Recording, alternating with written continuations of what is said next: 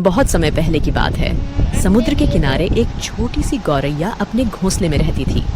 एक दिन उसने 2 अंडे दिए। सुबह होते ही उसने सोचा, मैं जल्दी से दाना चुगने जाती हूँ, तब तक मेरे अंडे यहाँ सुरक्षित रहेंगे।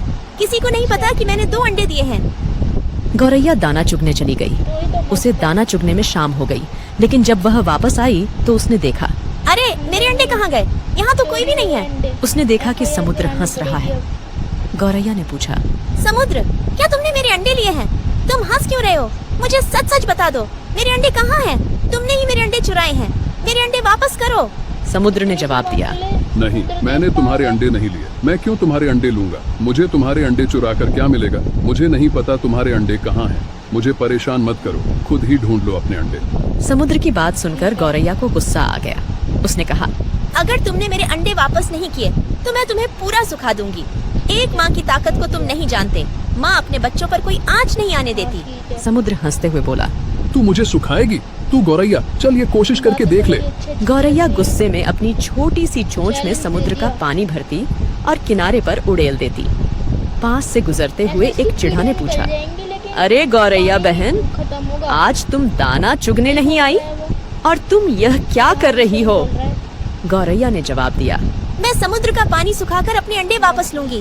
तुम जाओ, मुझे अपना काम करने दो। चिढ़ा ने कहा, पर गौरैया बहन, यह कार्य असंभव है। इस तरह तुम समुद्र का पानी नहीं सुखा पाओगी। गौरैया दृढ़ निश्चय के साथ अपने कार्य में लगी रही। जब वह थक जाती तो थोड़ी देर रुककर फिर से काम में जुट जाती। इस कार्य में गौरैया को कई दिन हो चुके थे। भूखी प्यासी गौरैया की तबीयत खराब होने लगी। यह देखकर सभी पक्षी चिंतित हो गए।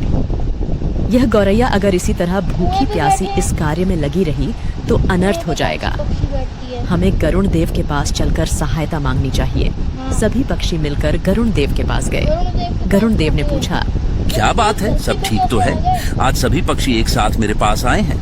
पक्षियों ने बताया, गरुण देव, एक छोटी गौरैया अपनी जिद पर अड़ी है और इतने विशाल समुद्र का पानी सुखाने का प्रयास कर रही है। इसी वजह से उसका स्वास्थ्य भी गिर रहा है। कृपया उसकी मदद कीजिए। गरुण देव समुद्र तट पर गौरैया के पास गए और बोले, गौरैया, मेरी चोंच थोड़ी बड़ी है।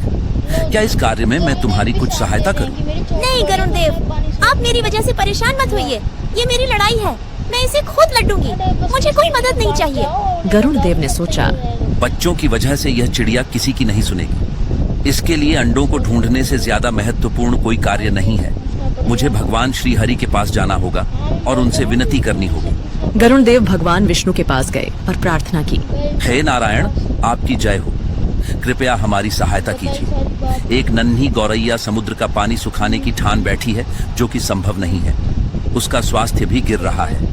पक्षीराज गरुण, मैं इस गौरैया के दृढ़ निश्चय से बहुत प्रसन्न हूँ। हे समुद्र देव, आप पीछे हट जाइए और गौरैया को उसके अंडे लेने दीजिए। आज एक माँ अपने बच्चों की रक्षा के लिए कोई भी जोखिम उठाने के लिए तैयार है, इसलिए मैं गौरैया के साथ हूँ। आपको पीछे हटना होगा और गौरैया के अंडे उसे लौटाने होंगे। समुद्र ने भगवान विष्णु की आज्ञा मानी और पीछे हट गया। गौरैया ने खुशी खुशी अपने अंडे निकाल लिए। समुद्र ने कहा, गौरैया, मुझे माफ कर दो। आज तुम्हारा विश्वास जीत गया। गौरैया ने गर्व से कहा, मैंने कर दिखाया। मेरे अंडे मुझे वापस मिल गए। इस कहानी से हमें यह सीख मिलती है कि यदि कोई भी व्यक्ति दृढ़ निश्चय कर ले तो असंभव कार्य को पूरा करने में ईश्वर भी उसकी मदद अवश्य करते हैं।